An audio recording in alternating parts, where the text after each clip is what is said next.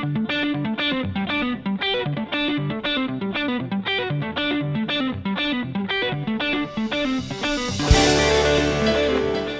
Engineers Inspector Summary Video. We're here in Lodi, New Jersey, completing a Farescape. This is a Farescape Summary Review.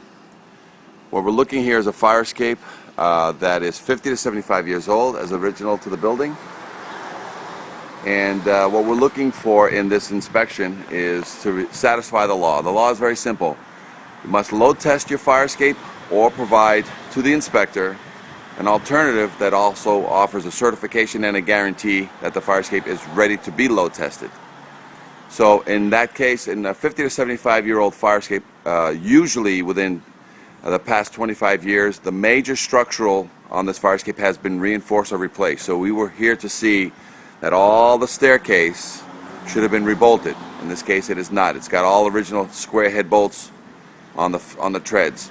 We are looking for some evidence of rebolting and or reinforcement of the platform. All original square head bolts on that one. We're looking for any evidence of reinforcement on this one. Again, 50 to 75 years old, the major superstructure usually gets rebolted. This one has no evidence. So this Farescape has never been refurbished or reinforced in its 50 to 75-year life.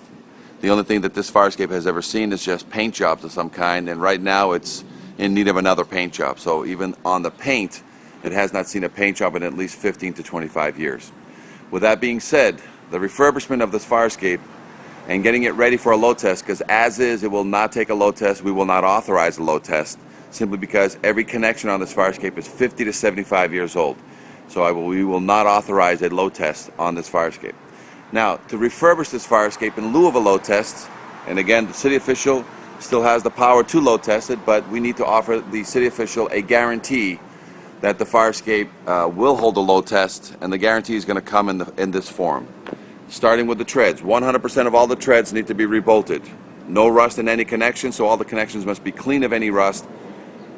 Reinforce or rebolt 100% of the entire staircase. The platforms up above, the connections that tie at the points, those must be rebolted or reinforced, whatever's cheaper to the client.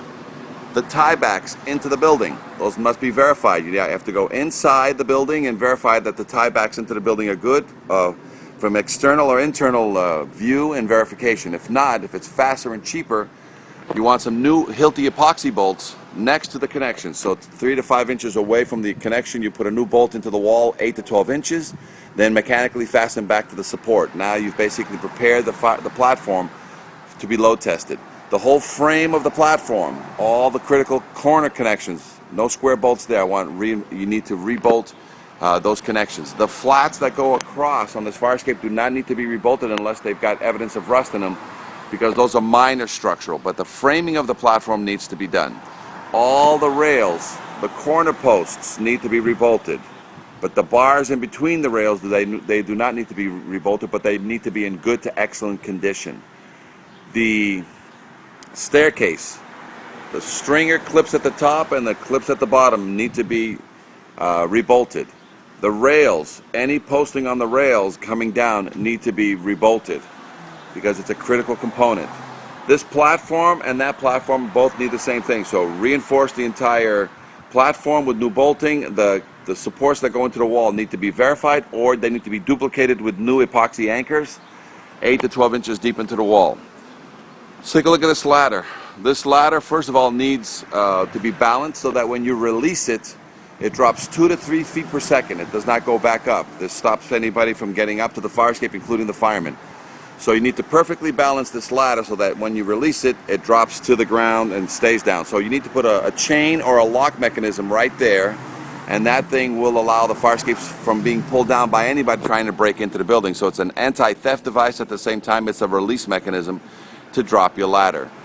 The weight box is, and the cable associated with the weight box is old.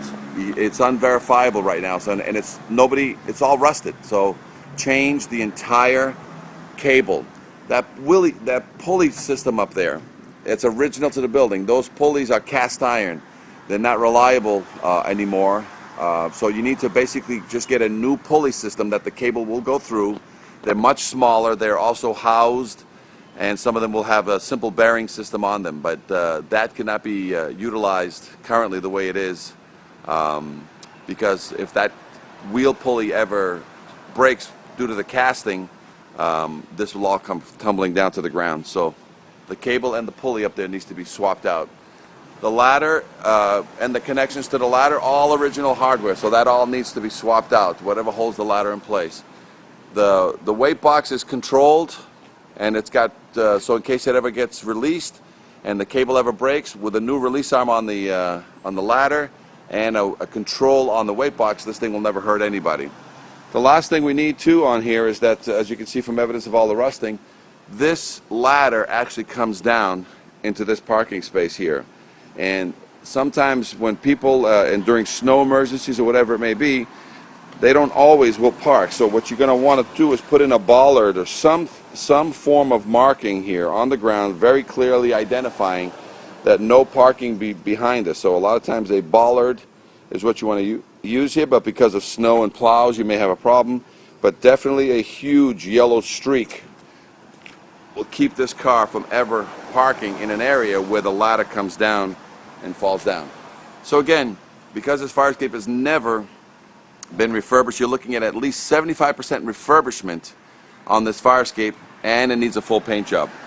Now, paint job, this fire escape is older than 1978, so this fire escape must be handled by somebody, because it does have lead. It must be handled by somebody with a renovator's license, and all that is a general contractor that has gone to an EPA course that understands that you cannot weld on this fire escape, you can only change bolts. So no welding of any kind on this fire escape. It's an occupied building with children. Can't weld on a fire escape that has lead. The other thing too is that any work done on this fire escape must be done with a full repair permit. So no work of any kind allowed on this without a repair permit.